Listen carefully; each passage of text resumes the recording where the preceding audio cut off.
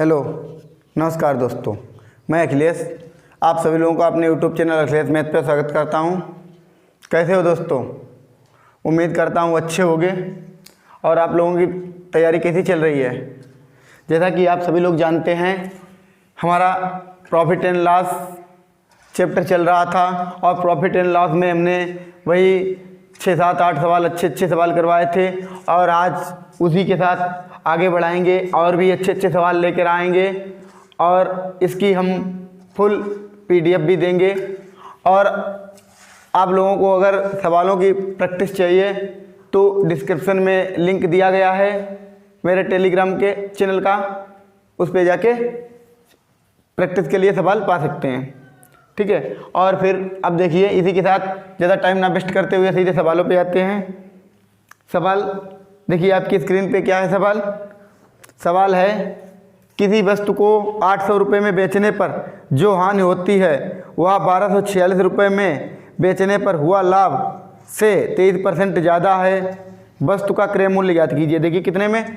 800 रुपये में। सबसे पहले 800 रुपये में बेचने पर हानि होती है और फिर उसके बाद क्या बताया? 1246 रुपये में बेचने पर हुए लाभ, 1246 रुपये में लाभ।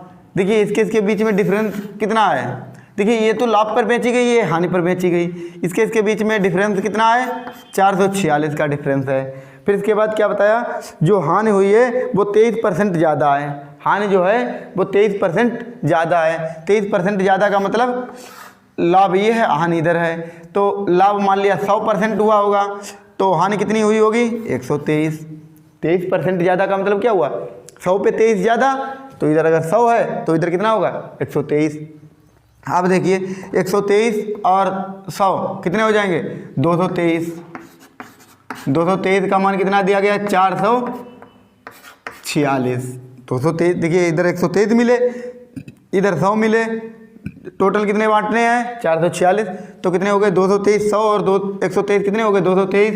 223 से जब इसको डिवाइड किया तो कितनी बार कट गया? एक बार, 2 बार। तो एक का मान कितना आ गया? 2।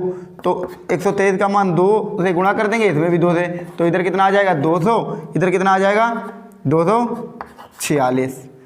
अब एक बात बताइए, अब ये तो आ गई हानि और ये आ गया लाभ। 800 रुपये में बेचने पर कितने की हानि होती थी? 246 रुपये की। 1246 रुपये में बेचने पर कितने का लाभ होता था? 200 रुपये का।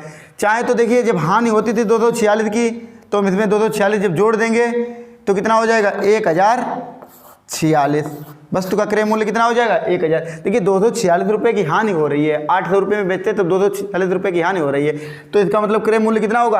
800 रुपया तो ये हुआ होगा, प्लस 246 ये है। 246 को जब जोड़ देंगे जो हानि होती थी तो क्रय मूल्य कितना आ गया? 1046। चाहे तो यहाँ से देखिए ये 1246 रुपये में बेचने पर इतना लाभ होता है, तो लाभ घटा दीजिए, इससे लाभ 200 घटा देंगे तब भी 1046 आ जाएगा।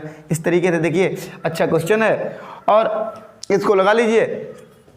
वैसे इसको यक्ष मान के लगाओ तो इतना बड़ा सवाल हो जाता है, वो हम करवाते नहीं हैं, ठीक है। और देखिए इसके बाद देखिए अब दूसरा सवाल देखिए क्या है। दूसरा सवाल, 23 वस्तुओं को बेचने पर 3 वस्तुओं के विक्रय मूल्य के बराबर लाभ होता है।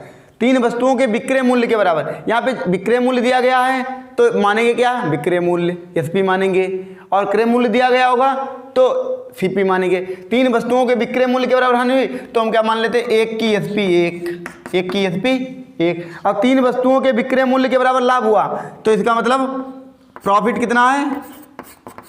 प्रॉफिट 3 वस्तुओं के विक्रय मूल्य, हमने विक्रय मूल्य 1 का विक्रय मूल्य 1 मान लिया, तो 3 का विक्रय मूल्य कितना हो जाएगा? 3 विक्रय मूल्य बताया है। 3 वस्तुओं के विक्रय मूल्य के बराबर लाभ हुआ, इसका मतलब 3 वस्तुओं का विक्रय मूल्य कितना होगा? 3 होगा। अब यहाँ पे देखिए SP कितना हो जाएगा? 23 वस्तुएं बेचने पर कितनी? 23। अब एक बात बताइए, 23 वस्तुएं बेची हैं, 3 का लाभ हुआ है, 23 वस्तुएं पे 3 का लाभ हुआ है, तो इसका मतलब CP कितना रहा होगा? 20 रहा होगा। कोई चीज़ 20 की लाए, 23 की बेच ली, तभी तो 3 का फायदा होगा।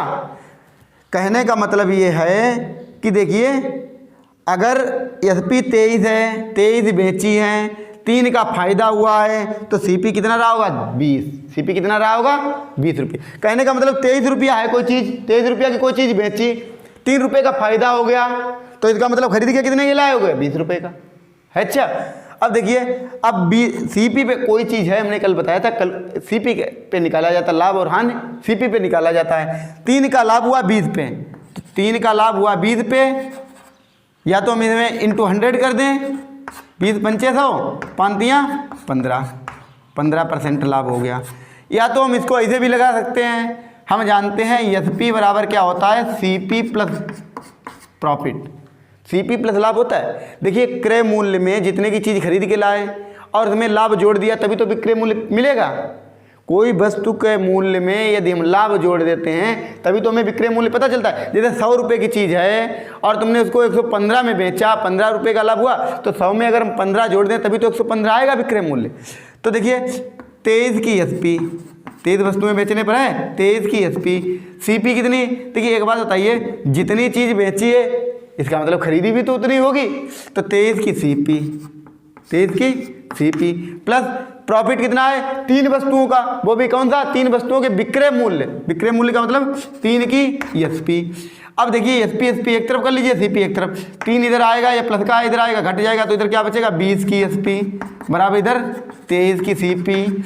अब यहाँ से कर लेते हैं एसपी बटे सीपी, एसपी बटे सीपी करेंगे तो सीपी में 23 से गुणा है तो ऊपर 23 आ जाएगा, और एसपी में 20 से गुणा है तो नीचे 20 आ जाएगा। अब यहाँ से हम क्या कर सकते हैं, देखिए 5 से नीचे गुणा कर सकते हैं, 5 से ऊपर गुणा कर दीजिए, 5 से नीचे कर दीजिए, तो ऊपर हो जाएगा 115 और नीचे हो जाएगा 100। सीपी मतलब 100 रुपये और बेचा कितने में 115 में, तो प्रतिशत कितना फायदा आया 15% फायदा आया। बोलिए कोई दिक्कत यहाँ तक, ठीक है। दोनों तरीके से समझ लीजिए, जो तरीका तुम्हें अच्छा लगे उस तरीके से लगा दे। अच्छे सवाल हैं। और आगे देखिए ऐसी मज़ेदार क्वेश्चन एक और, बिल्कुल सेम सवाल है, समझना। 25 वस्तुओं को बेचने पर 5 वस्तुओं के क्रय मूल्य के बराबर हानि होती है।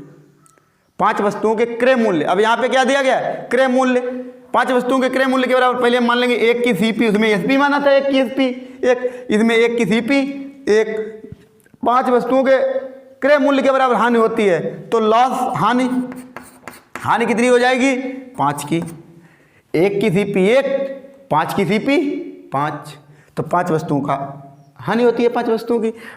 अब देखिए यहाँ पे क्या, 25 वस्तुओं को बेचने पर, 25 वस्तुओं को बेचने पर, अब एक बात बताइए 25 वस्तुओं को बेचा, इसका मतलब खरीदा भी तो 25 को होगा, तो सीपी कितना आ गया, सीपी आ गया 25। बोलिए कोई दिक्कत, 25 को बेचने पर, इसका मतलब 25 को खरीदा भी तो होगा, तभी तो 25 को बेचा होगा। अब यहाँ पे एक बात बताइए, 25 वस्तुओं को खरीद है, 5 का घाटा होता है, 5 का हानि होती है 5 की। 25 वस्तुओं को खरीदा है या 25 रुपये की कोई चीज़ है लाए, 5 रुपये का उस पर घाटा हो रहा है, तो इसको कितने में बेच रहे होंगे 20 में बेच रहे होंगे, तभी तो 5 रुपये का घाटा होगा। तो एसपी कितना हो जाएगा, एसपी हो जाएगा 20। बोलिए कोई दिक्कत।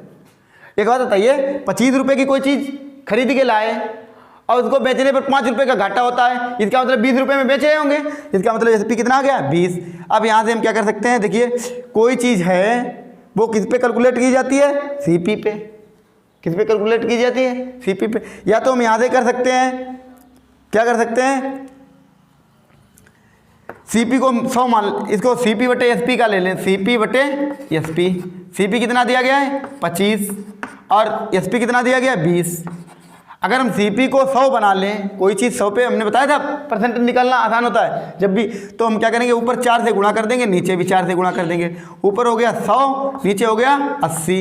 एक बात बताइए, सीपी 100 आ गया और एसपी कितना आ गया, एसपी आ गया 80, सीपी आ गया 100, एसपी आ गया 80। अब एक बात बताओ, यहाँ पे देखिए 100 की चीज़ खरीद के लाए, 80 की बेची, कितने परसेंट का घाटा हुआ, 20 रुपये का घाटा हुआ 100 पे, तो इसका मतलब कितना आ गया 20% का घाटा, 20% की हानि। एक तो ये तरीका हो गया। दूसरा जिस तरीके से अभी बताया था, इसमें क्या बताया था हमने, सबसे पहले वही बात लिख लीजिए।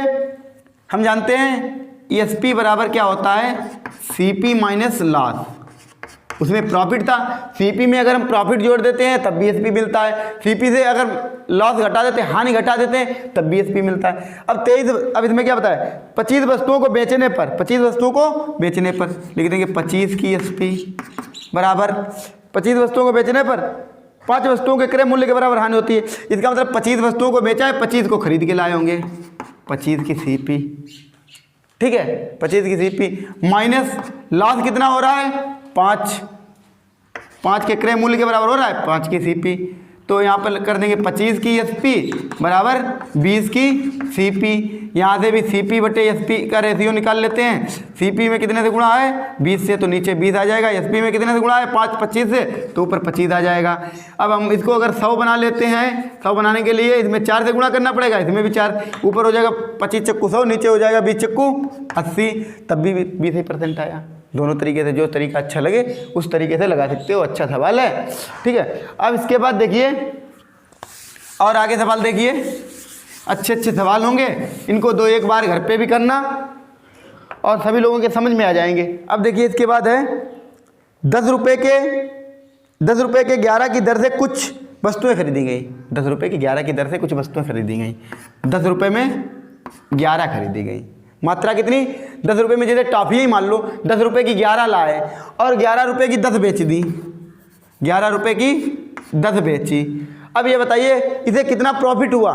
10 रुपये की 11 लाता है और बेचता 11 की 10 ही है, लाता 10 की 11 है, ज़्यादा टॉफियाँ लाता है और ज़्यादा रुपये की कम बेचता है, तो इसे प्रॉफिट होगा। कितने का प्रॉफिट होगा इसमें पूछा गया है, लाभ प्रतिशत या हानि प्रतिशत ज्ञात कीजिए। सबसे पहले हम ये तो पता चले कितनी टॉफियाँ लाया है, पहले हम टॉफियों की मात्रा बराबर कर लें दोनों जगह। तो हमने इसमें 10 से गुणा कर दिया, इसमें 11 से गुणा कर दिया। अगर इसमें 10 से किया तो इधर भी 10 से गुणा करना पड़ेगा, इसमें 11 से किया तो इसमें भी 11 से गुणा करना पड़ेगा। अब यहाँ पे देखिए 10 दामन 100 110, 10 11 दामन 110, नीचे 11 11 121, यहाँ 110। अब एक बात बताइए, 100 रुपये की 110 लाया, 121 रुपये की 110 बेची, तो 100 पे से कितने रुपए का फायदा हुआ, 21 रुपये का। और हमने बताया प्रतिशत किस पे निकाला जाता है, 100 पे निकाला जाता है। प्रतिशत का मतलब क्या होता है, प्रति 100। अब देखिए यहाँ पे कितने % का फायदा हो रहा है, 21% का, सीधे सीधे समझ लीजिए, है अच्छा सवाल, और इसको कर लेना।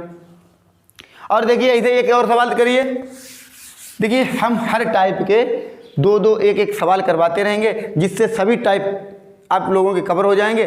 और क्या है, इसके बाद अपने आप से भी घर पे जो प्रैक्टिस हो उससे प्रैक्टिस करना प्रॉफिट एंड लॉस का। अब देखिए इसके बाद क्या है सवाल, 5 रुपये के 6 के हिसाब से, 5 रुपये के 6 के हिसाब से कुछ वस्तुएं खरीदी। समझिए 5 रुपये के 6 के हिसाब से, 5 रुपये की 6 खरीद ली, ठीक। फिर इसके बाद क्या होता है, 6 रुपये में 5 के हिसाब से बेच दी, 6 रुपये में 5 के हिसाब से बेच दी। हमने क्या बताया, ये तो रुपए हैं, ये मात्रा है। सबसे पहले हमने क्या बताया, मात्रा को बराबर कर लीजिए। हमने इसमें 5 से गुणा कर दिया, इसमें 6 से गुणा कर दिया, अब 56 30 हो गया। अब ऊपर वाले में 5 से किया तो इधर भी 5 से, इसमें नीचे 6 से किया तो इसमें भी 6 से। यहाँ हो गया 25 की 30 टॉफियाँ और यहाँ 36 की 30 टॉफियाँ। अब यहाँ पे देखिए 25 पे फायदा हो रहा है, 25 पे फायदा हो रहा है नहीं हो रहा है। देखिए 25 की लाए 30, 36 की 30 बेची, कितने का फायदा लिया, 25 पे हमने कितने का फायदा लिया, 11 रुपये का फायदा लिया। किस पे लिया, 25 रुपये पे लिया। चाहे तो इसको 100 बना लीजिए, अगर इसमें 4 से गुणा कर दीजिए, इसमें भी 4 से गुणा कर दीजिए, तो ये हो जाएगा 25 से 100, इसमें 4 से गुणा करेंगे तो 144 आ जाएगा। 100 पे 144, 44% का लाभ हो गया। या तो मैं यहाँ से 11/25 गुणे 100, 25 चक्कू 100, 11 चौक 44, 44% का क्या आ गया, लाभ। ठीक है, अच्छा सवाल है। और देखिए हम जो भी सवाल हैं इनको ऐसा नहीं कि ये ट्रिक एक सवाल पे लग जाए दूसरे सवाल पे ना लगे, हम कॉन्सेप्ट बताते हैं। इन कॉन्सेप्ट से चलिए, धीरे धीरे देखिए आप लोगों का लेवल जो है नीचे से ऊपर उठ जाएगा और आप भी जल्दी जल्दी से सवाल अच्छे करने लगेंगे। देखिए लगाने को तो इसको 1 घंटे में लगाओ, फायदा क्या है, जितना टाइम बचा सको उतना ही अच्छा है। अब देखिए इसके बाद अब मिलते हैं नेक्स्ट एपिसोड में, तब तक के लिए बाय बाय, टेक केयर, धन्यवाद।